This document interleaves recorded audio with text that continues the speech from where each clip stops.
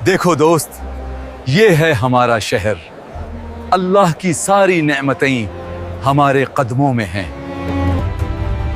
हर गिरे हुए पत्थर की जगह हम संगे मरमार लगाएंगे। हम दुनिया को दिखा देंगे कि जे मामूली झटकों से हमारी ताकत कम नहीं होती। इस शहर को पहले से भी ज्यादा आलीशान बना दो।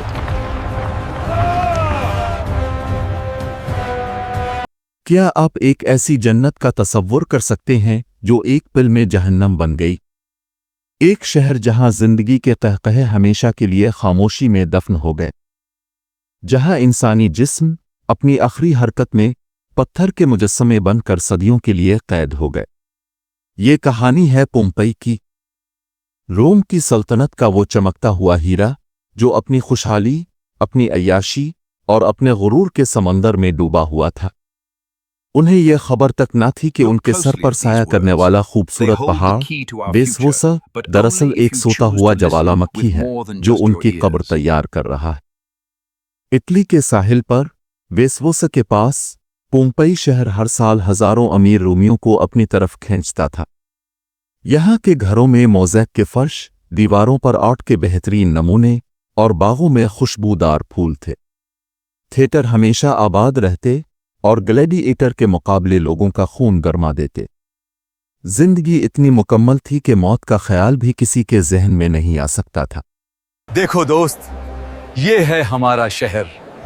अल्लाह की सारी नेमतें हमारे कदमों में हैं। यहाँ की जमीन सोना उगलती है और आसमान से रहमतें बरसती हैं। भूल जाओ फिक्रों को और यहां अपनी दुनिया की जन्नत का लुत्फ उठाओ। मगर कुदरत जब अपना इंतकाम लेती है तो पहले इशारे जरूर देती है। अजाब से 17 साल पहले 62 ईस्वी में एक शदीद ज़लज़ले ने पोम्पई को हिलाकर रख दिया। कई इमारतें जमीन बोस हो गईं, देवताओं के बुत टूट गए और शहर में अफरातगुर मच गई। मगर पोम्पई के मगरूर लोगों ने इसे कुदरत का गुस्सा नहीं बल्कि अपनी अजमत परखने का एक इम्तिहान समझा। हर गिरे हुए पत्थर की जगह हम संगे मरमार लगाएंगे। हम दुनिया को दिखा देंगे कि जे मामूली झटकों से हमारी ताकत कम नहीं होती। इस शहर को पहले से भी ज्यादा आलीशान बना दो। और उन्होंने ऐसा ही किया। अगले 15 साल तक पोम्पई में तमीरात का काम चलता रहा, लेकिन आने वाले खतरे के इशारे और भी गहरे हो गए। शहर के पुराने चश्मे सूखने लगे, जमीन से अजीब गैसें निकलने लगे और जानवर बेचैन रहने लगे। कुत्ते बेवजह भौंकते और परिंदे आसमान में गोल चक्कर काटते रहते।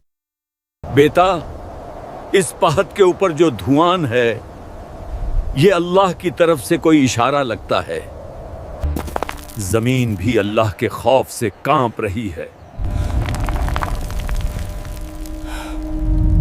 मुझे डर है कहीं हमारा रब हमसे नाराज ना हो। अरे बाबा, आप हर वक्त अल्लाह और अजाब की बातें करते हैं।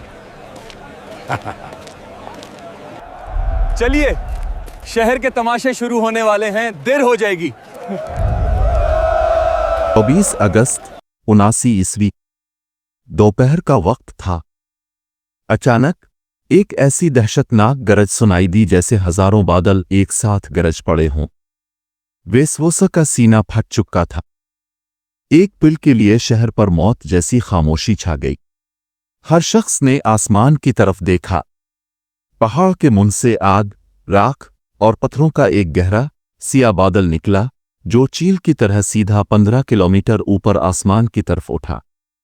देखते ही देखते उसने सूरज को निगल लिया और दिन एक खौफनाक रात में बदल गया। माँ, दिन में अंधेरा क्यों हो गया?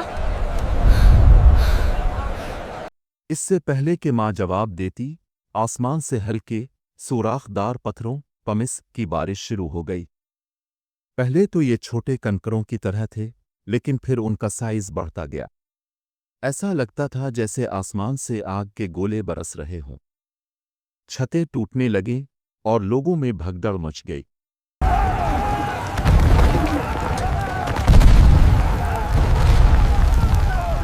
اپنی جان بچاؤ، بھاگو!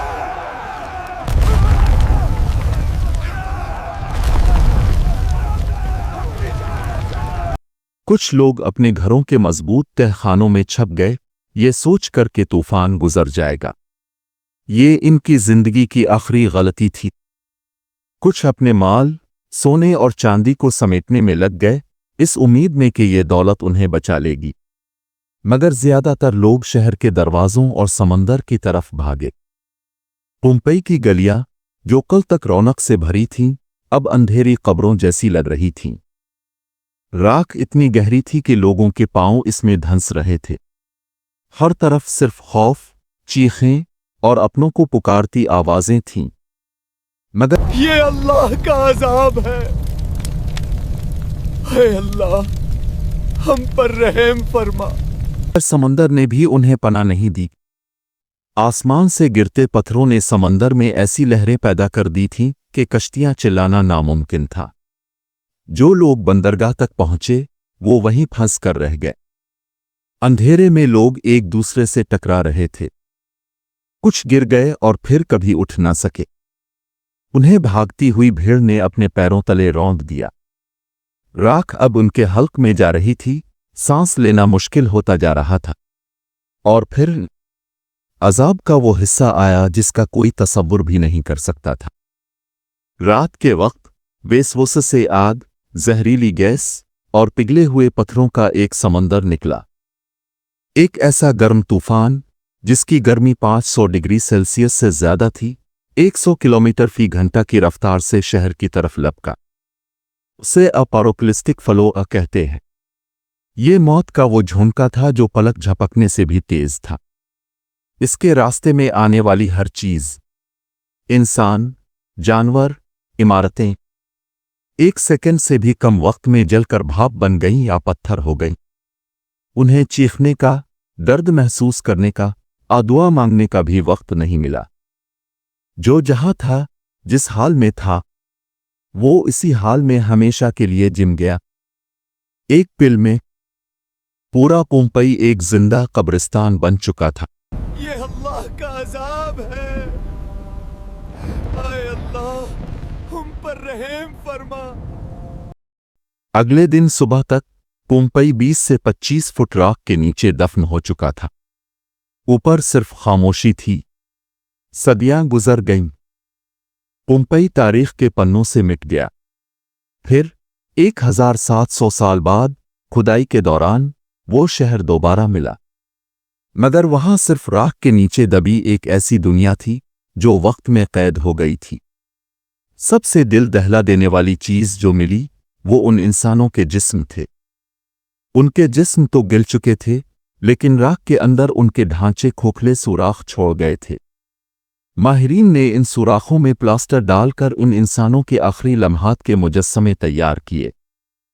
یہ وہ لوگ تھے جو کہتے تھے ہمیں کوئی مٹا نہیں سکتا۔ آج ان کے پتھر بنے جسم پوری دنیا کے لیے ایک عبرت کا نشان ہے۔ پومپئی کی کہانی صرف ایک شہر کی تباہی کی داستان نہیں، یہ غرور اور قدرت کے انصاف کی کہانی ہے۔ یہ ہمیں یاد دلاتی ہے کہ انسان کتنا بھی طاقتور ہو جائے، وہ قدرت کے ایک جھٹکے کا مقابلہ نہیں کر سکتا۔ اگر آپ کو تاریخ کا یہ سبق آموز واقعہ پسند آیا ہو تو ویڈیو کو لائک کریں۔ کمنٹس میں لکھیں کہ آپ اگلی ویڈیو میں کس تباہ شدہ قوم کی کہانی دیکھنا چاہتے ہیں، اور ہمارے چینل کو سبسکرائب کرنا مت بھولیں تاکہ تاریخ کی یہ کہانیاں ہمیں ہمیشہ صحیح راستہ دکھاتی رہیں۔